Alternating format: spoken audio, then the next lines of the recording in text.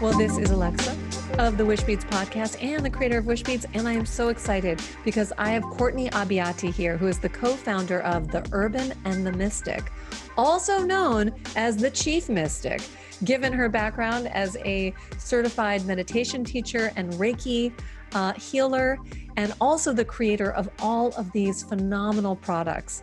We were introduced by a mutual friend, and once I saw her work and saw her shine in personality, I was like, what? You have got to be A, my friend, and B, be on the podcast, especially because, Courtney, your knowledge of crystals. So thank you so much for joining me on the podcast. Thank you for having me. I'm thrilled to be here in our quarantined virtual interview. That's so true.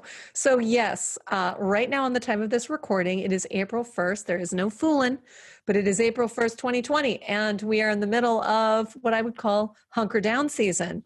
Yeah. And so because you and I live in the same city, you would have come over to the old Shasta trailer where I typically record my podcast, but we are going to stay in the virtual realm, because we need to right now.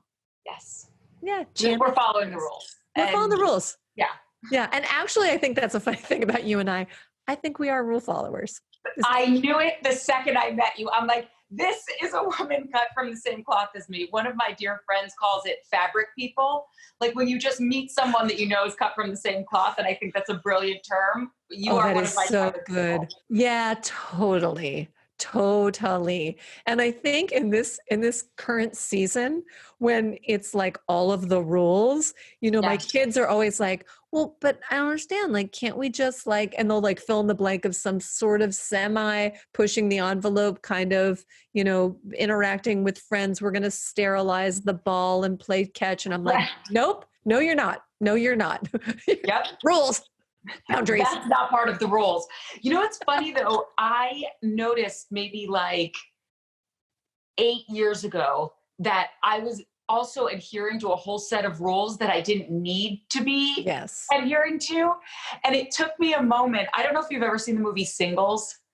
I have not seen it. Oh my God. You have not, watch it. I think it's one of Cameron Crowe's first movies. I don't think he directed it, but I know he wrote it. So it's got that very just joyful romantic comedy spirit to it. But there's this moment where a girl is dating this guy and all she wants is after she sneezes for him to say, God bless you. And that's obviously the micro of the macro, but that's really where it starts. She just needs him to say this. And she sneezes and he says nothing. And her inner monologue where you hear the VO, she goes, and then I realized I don't have to be here. And she just got up and with determination walked out of the apartment. And obviously her whole life changes after that moment. And I think of that when I recognize, what am I doing? I don't have to follow these rules. There's some, of course, that are great to follow. Yes. But then there's some, and I say it to people with crystals all the time, we live in a world now since the Industrial Revolution where we look at these tools where writing down your wishes and journaling and crystals and all these more metaphysical ways of healing are looked at as super kooky. And they're really not. It's just getting back to where we were before the Industrial Revolution. And so if you could just cast aside any preconceived notion or judgment you have on this woo-woo world and lean into it, the magic happens.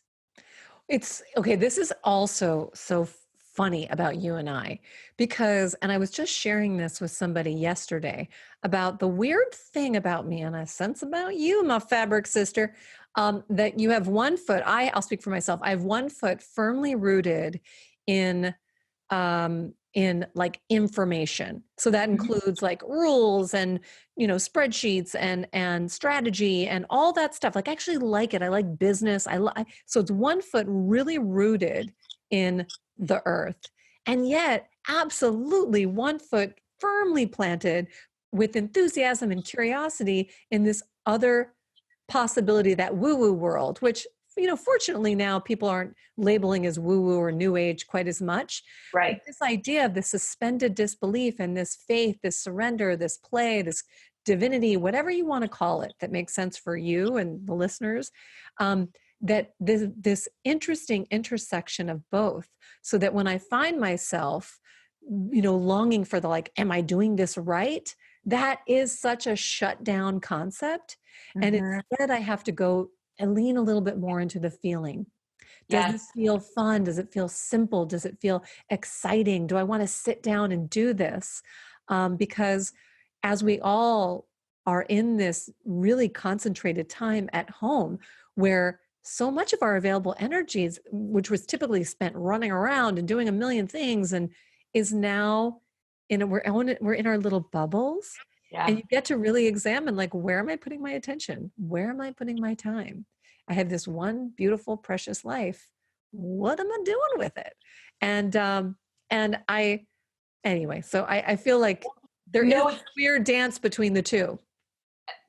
it is truly why we name the company the Urban and the Mystic, because we Right. believe that that duality exists in all of us. I think there are very few people that will sell all of their earthly possessions and move into an ashram for the rest of their days. And if you want to do that, yes, queen, do it.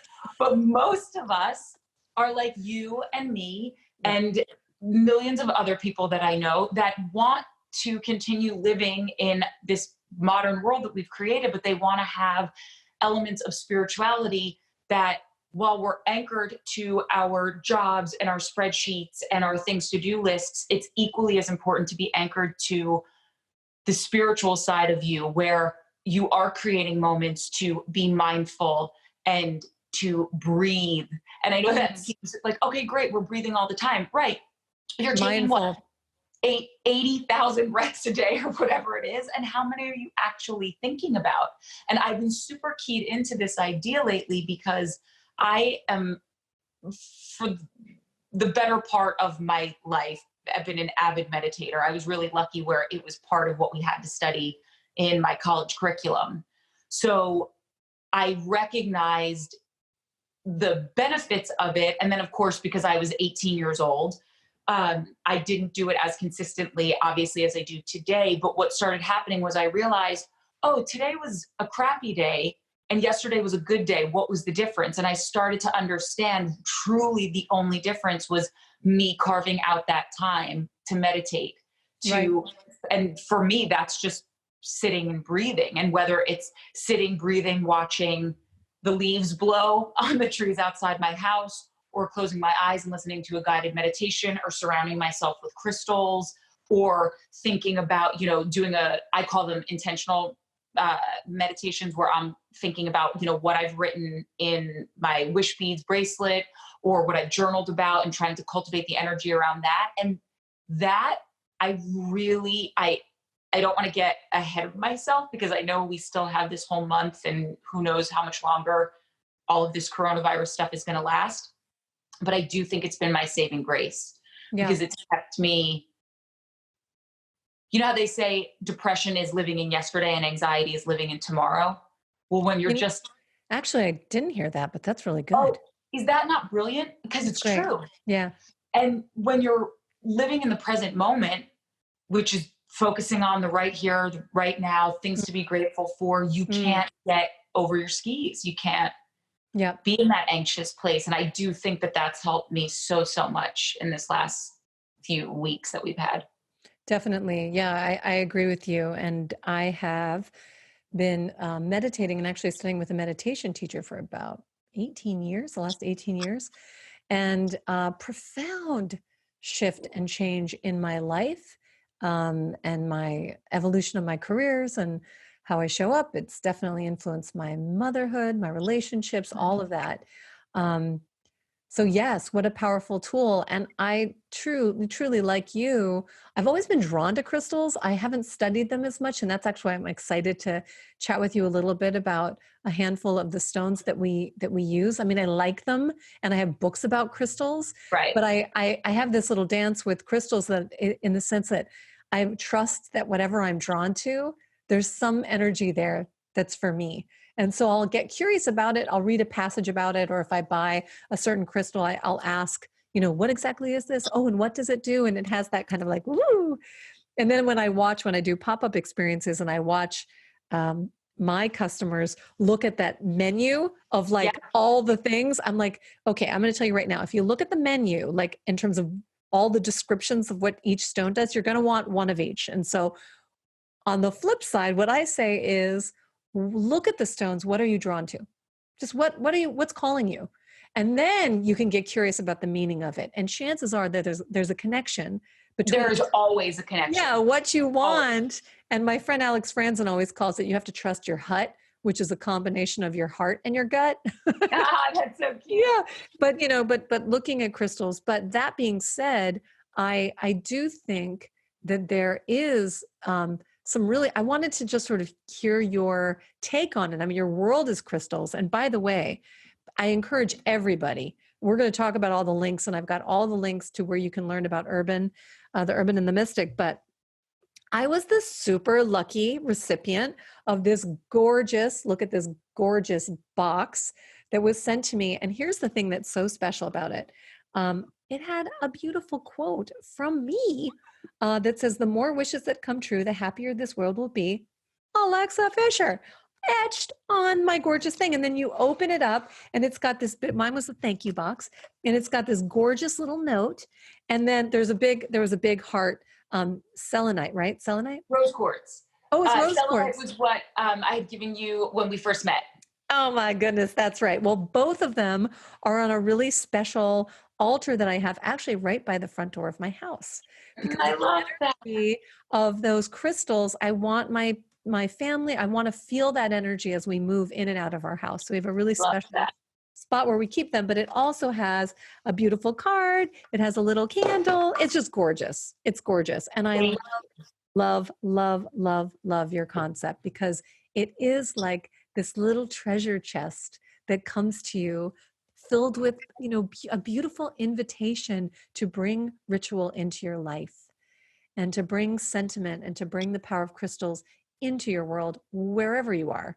And it's, and I think especially now that we're all home, how fun to create these little rituals for ourselves. Oh my God.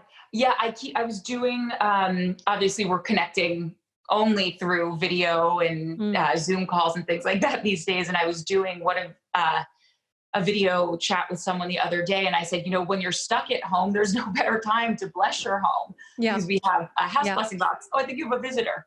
Yes, I do. That's my son. It's so cute. He knows I'm recording. So it's locked. I've locked my son out. And now I see him walking to the other door, which is open. That's amazing. So he'll get inside. But it's, they say, and my brain always works in analogies. So I hope this isn't a bridge too far, but they say that when you drink, if you get very far from who you are when you're sober, it's like a hippie notion that that's kind of how far you are from your actual center of who you really are. But how sometimes people will have a few glasses of wine and they'll lean over and they're like, oh my God, I'm really drunk right now. And someone would say, I couldn't even tell. It's chances are because that person's on their center, if that makes sense. And I think similarly, this time has kind of done the same thing for us, where now that, like you said, we've got that concentrated period of time at home, you recognize, am I in a panic? How am I handling this? Because it is if you are drunk, it is a big confusion. It is a big kind of shift in your mind. And if you can stay very present and recognize, okay, I've got a lot on my plate, but I'm going to stay organized with it. I think that routine is really important. I think that ritual is part of my routine, and I haven't lost that. And anytime I've been in a bad spot, I notice the first thing that goes is my morning meditation, my evening meditation, because I thought rather, that those things are expendable, when really that form of self-care, that whatever you want to call it, ritual, meditation, mindfulness, that's got to be the number one thing, at least for me, on my list. And I think that when you start implementing those things, it doesn't mean that bad things aren't going to befall you or come across your path, but the way you react to them will be completely different. And I always tell people that crystals are just a tool to help you navigate your life. So I just love this. And can you tell me, how do you use, well, first of all, I'm sort of curious how you came to with your own personal connection to crystals, like your crystal work, your so I'd love to hear about that first, and then how you use crystals in your day-to-day rituals. I'm curious Yeah. about that too. So what I tell people, I'm a storyteller and I'm a seeker, and They're peeking in, they're like, what's happening? hi guys. I'm a storyteller and I'm a seeker, and I'm a seeker because I'm a storyteller. And what that really means is, at my core heart of hearts, I am an artist. And to me, telling stories and connecting with people through the art of storytelling is my most favorite thing in the world. When I was getting my meditation teacher training or certification, I realized that every single meditation I would get up on that stage and do was a story. I love guided meditation. So I would, guide people to their favorite room in their house or a field with trees. And I just love to paint a picture with words. Yeah. And when you have, like you, that artist core, there is no linear trajectory. I always use this example. My brother wanted to be a doctor. He went to school, he passed tests. Of course, he studied really hard and dedicated himself to this cause, but there was a linear trajectory to becoming a doctor. Sure. There is no linear trajectory for any kind of artistry. There is not. And my experience with that was scary and erratic and, of course, beautiful and wonderful. But I just mean, when the thing that makes you get up every morning is at the will of someone else, it is mind-bogglingly confusing and painful. And well, it's so funny because, I think we talked about this the first time we met, is that I was a professional actress. Yeah. And so, same deal where if you're very like, I'm going to work hard, I'm going to study my craft, I'm going to do my thing, I'm going to show up and blah, blah, blah, and then you're thrust in the entertainment industry, then that's your first indication of like, oh, I have like no control over this whatsoever. At all. My feeling is like, well, most things you don't have actually any control over, but in that industry in particular, dealing with all kinds of crazy egos and shenanigans and like, oh my God. Nonsensical things happening. Like, you can't even write this stuff. No, you can't. Well, it's crazy. And that's a different podcast, but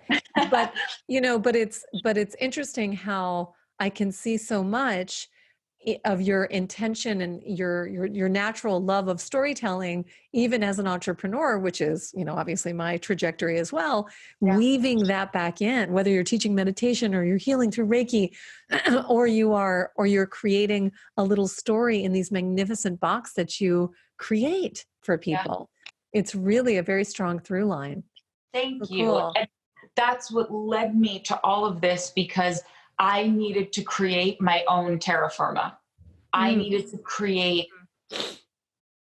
they've done studies where it's like, if you give someone just a blank piece of paper and tell them to do whatever, people are confused. They forget how to even write their own name.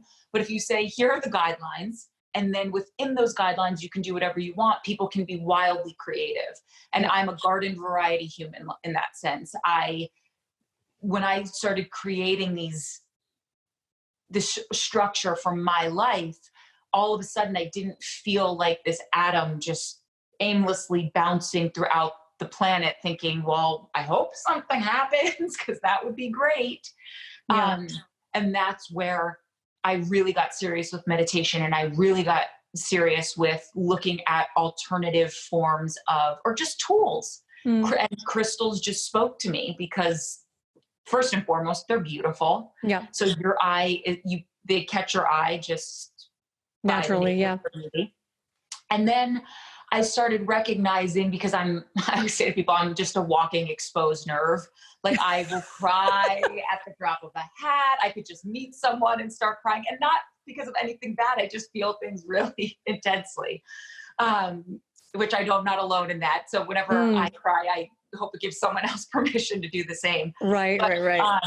Crystals just were one of those things. I could feel the energy emanating off of them. And like most people, your curiosity gets stirred. And I started reading a little bit about them and studying about them more and more. And then I started buying really beautiful, large scale crystals, as I call it, a side hustle.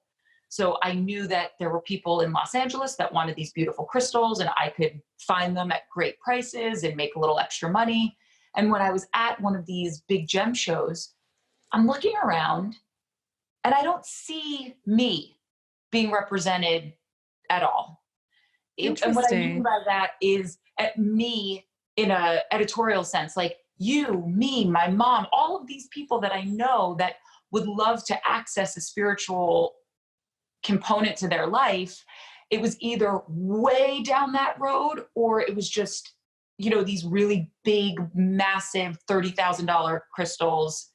And there was kind of nothing in between that spoke to, I thought, the masses and how they could utilize crystals in their everyday life. And so I just had said to my friend who I was with, what if we just put it all in a box? And obviously I'm not the first person to put crystals in a box, and I won't be the last, but my idea was to do it in a way where my 69-year-old mother in New Jersey could get or give any of these boxes to her friends, and they would all be touched by it. It would be something that they could do in their everyday life. And so that was the trajectory of how the company was formed, or the idea for it. Yeah, no, they make unbelievable gifts. And I'm actually excited. You and I are going to collaborate for Mother's Day. So for Mother's Day, and who knows, something in the future, but sneak a little Wishbeads in there in those beautiful boxes.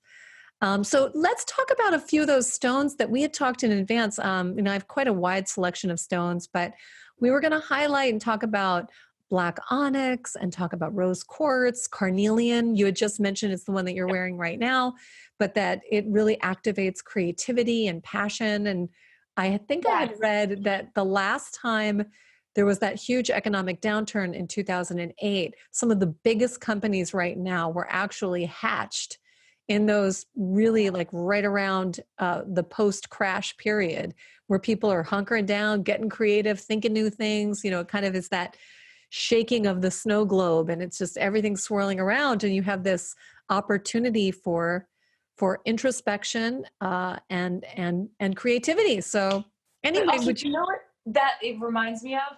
That saying that necessity is the mother of all invention. Yes. So when everything is going the way that you want it to, it's green lights and all rights, and you're kind of on autopilot, you don't think outside of your regular everyday thinking. But as soon as something changes, and maybe there's a fracture in that, you're willing to try anything. Totally. Yeah. In fact, there's one thing that we're introducing. By the time this goes live, it will have already been introduced. And that is, people had asked me in the past about if I would either write a wish for them, like that I would actually be writing their wish. And, as the creator, I'm like, oh, but the whole idea is for you to have a visualization and for you to write the wish. Or if someone's like, well, I have a wish for somebody else. So I was pretty firm in my like, no, it doesn't really work that way. Yeah. And yet here I am at home. My own mom, I can't see. Mother's Day is coming up. I also have friends who are doctors, and I want to send little secret notes to them and like little words of encouragement and love. So I'm just now introducing, like literally in the next day or two, introducing a new card that actually shows what's written inside the Wishbeads. And then it's a gift card that you can I will write out what the little scroll inside says. And then I'm literally going to write the wish, roll it up, put it in the Wishbeads bracelet, and send it to the recipient. I love that. And again, I really would not have thought of that other than that's what I would want. I will send to my mom. I will send to friends who I want to give them some encouragement, or friends that I know are actually sick right now. And to say I'm thinking of you. I see you in beautiful health and, whatever. So you're right. Because of this situation, you're, open to creative ideas, being flexible, that kind of thing. Yeah, it's fun. Well, it's funny because bring it back to the carnelian and recognizing, okay, it's a new, when I had originally picked out this bracelet, it was a very different world. Yes, this was pre-PC, this is pre-Corona. And I've been wearing it now that we've been home more than when I was out in the world, because carnelian is a stone that helps you self motivate and helps you feel like, I can do this. I can move forward without fear. I can take my creative work that I've been mulling over, that's been germinating for a bit, and actualize it. Ooh, man, that is a good one for now. It's a really good one for now. And so it's just so funny that, but that goes back to what you were talking about in the beginning. And this is how crystals, I feel, work, where you're going to be called, one's going to be speaking to you. It just is. You can call it whatever you want. It caught my eye. I couldn't put it down. I could feel its energy. And you'll pick it up and you'll want that stone close to you, on your nightstand table, at your front door. And then energy changes. And then you want something different, because if you're a living, breathing organism, you're always going to be desiring something different. So that's when I will the other day, there's a big piece of blue kyanite that's on my bookshelf behind me. And it was calling out to me as I was walking through this room the other day. And I was like, oh, this is my office mate. I know for some reason this is calling out to me to work. And because I know what the metaphysical benefits of that stone are, as soon as I started to sit down and think about it, I was like, oh, right. It balances me. It expands my aura. It helps me vocalize what my intuition is saying. And my intuition was really saying, don't give in to the fear of what's happening right now. Right. And it's really easy, I think, to turn on the TV and do that. And of course, we need to be well read about what's going on and can't put our heads in the sand. But it helped me follow my gut of just stay calm. Don't give into the fear of all of this. That actually, hold on. I don't have the onyx bracelet, but I have a piece of black onyx with me. I've been recommending protection stones for people that have been DMing us on Instagram or, just emailing, asking what are good stones for right now. And black onyx is a protection stone. It also absorbs grief. That's so good. Yeah. This is actually a black onyx heart that's in our bereavement box, because beautiful. Obviously when you lose someone, you go through an extreme period of grief. And I like to tell people that when you have black onyx, if you are experiencing grief, if you could sit and hold it when you're in the thick of it, those just really terrible moments that grip you, just know that with every exhale and inhale, you're exchanging your grief for strength, because this stone will help stabilize you. It will absorb your grief, and it will just help keep you protected. So that's beautiful. You have these in bracelets as well. And if you're just feeling extra scared, or if you have someone that's sick, or you've lost someone to this virus, it's a really wonderful. Wow. Thank you for sharing that. I didn't know that. And I had read, there's an article that's going around, I think it's from the New York Times, that talks about the feeling of grief that people are experiencing right now. And it can be related. Like, even my friend lost his mom, not to COVID, but yesterday.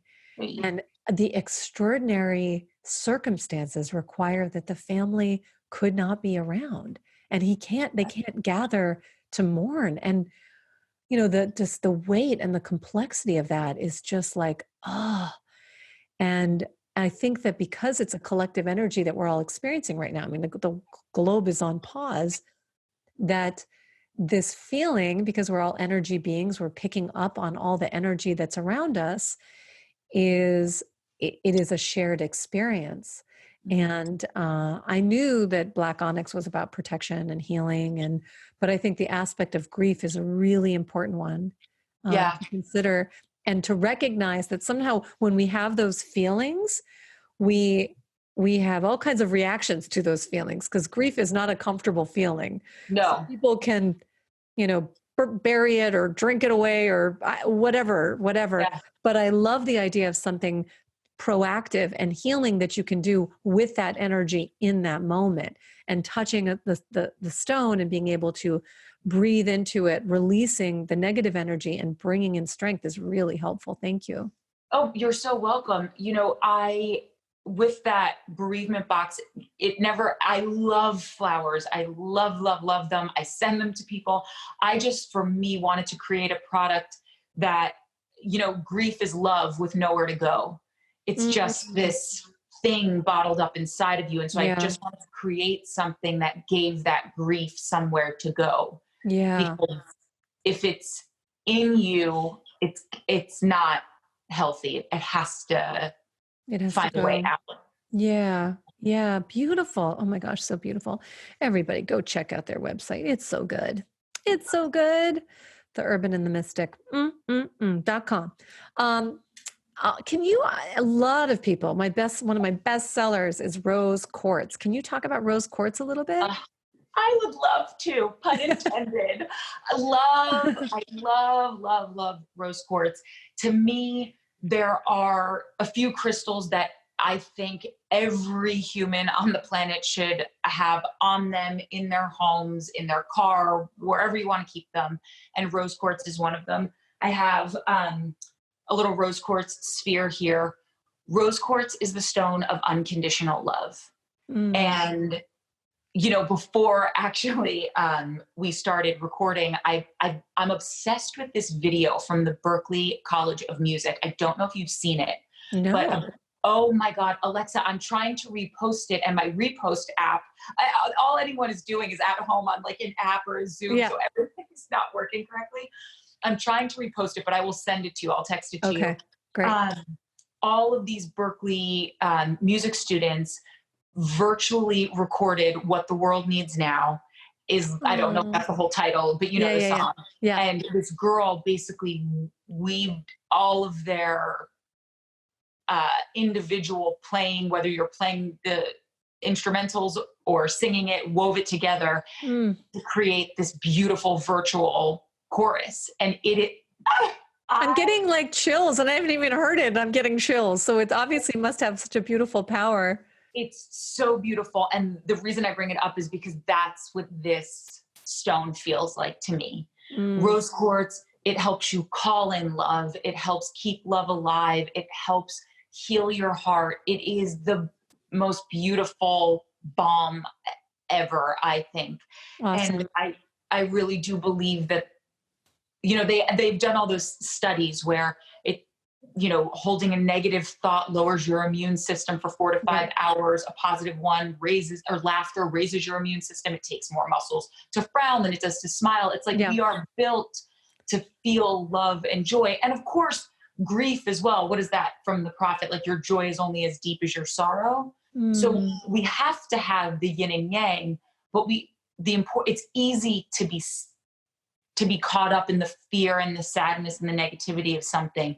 Sometimes it takes a little bit of a jump start to get us back into that loving feeling. And I just think that that's why so many people are drawn to rose quartz. Yeah. I think I say this to my clients all the time, because maybe they love our products, but they want to send it to someone who's not a crystal person. I don't know if they're going to get it. And I said, they will, because the intention is there.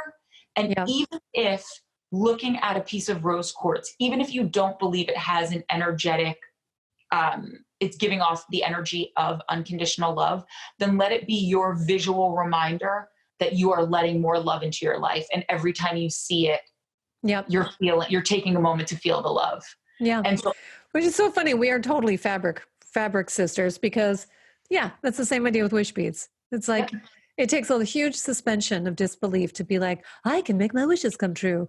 But it is really about the power of intention.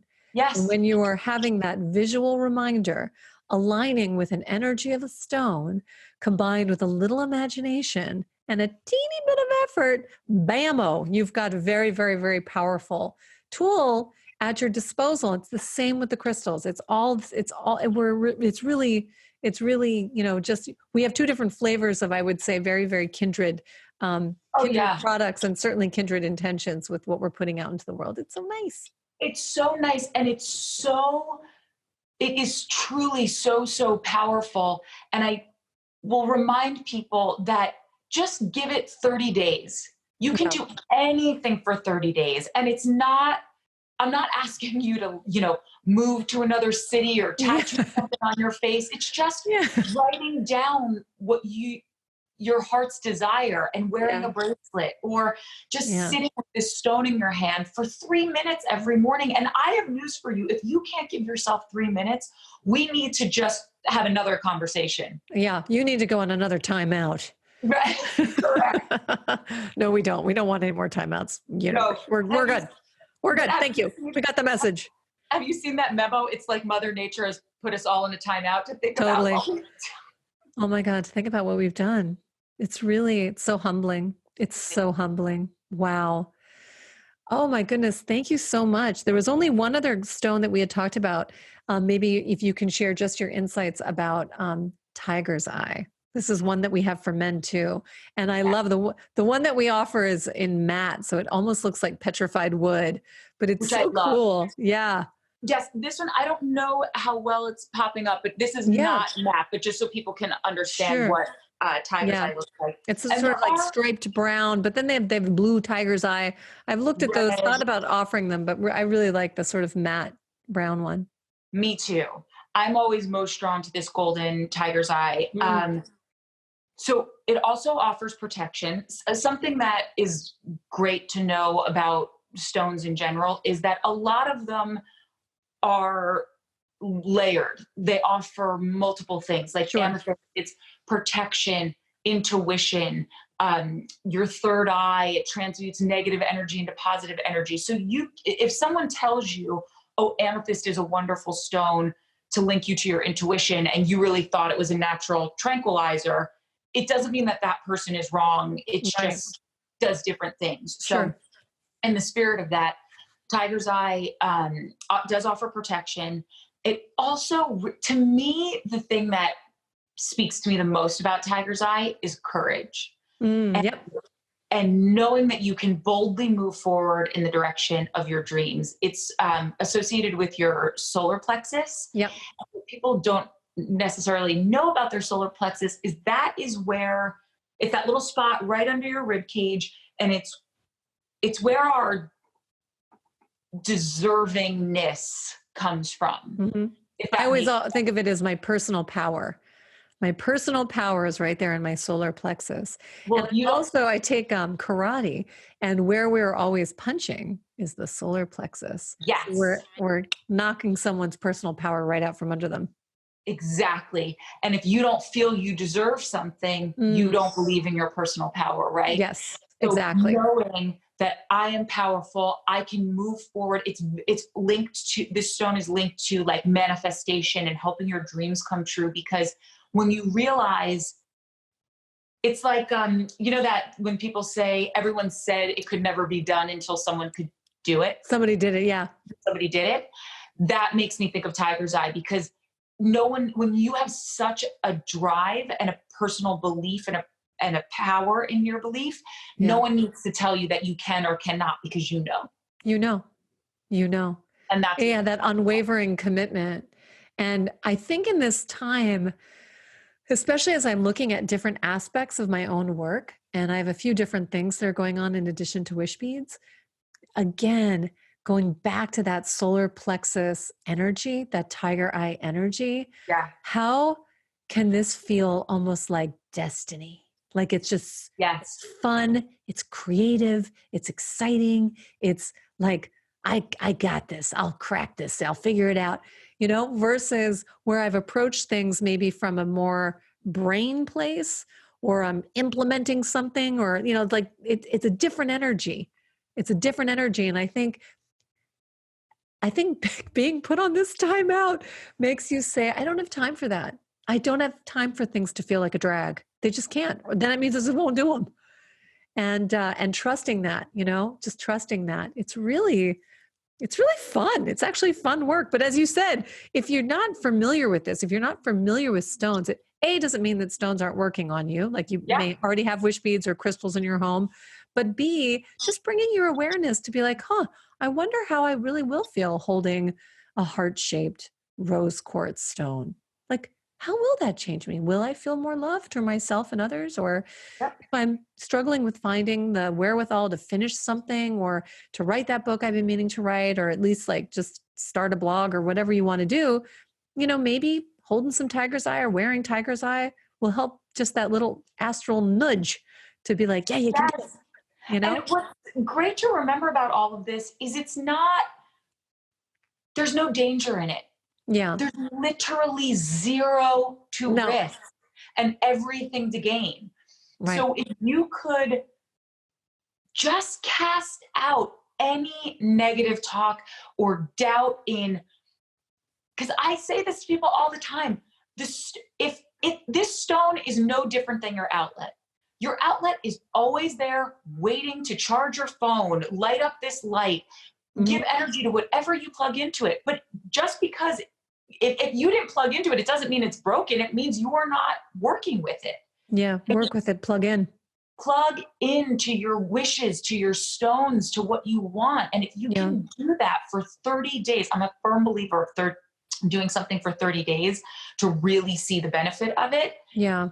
There is nothing to lose. You can do it quietly. You can do it privately. It's not something that you would even be, oh, well, I would be embarrassed if people found out I was doing this. No one's going to know. They're just going to think you have a beautiful bracelet or a pretty crystal on your shelf. Like, there's nothing to lose. And I just think when people can understand it from that point of view, it's like, okay, cool. Let me give it a go. With this thought.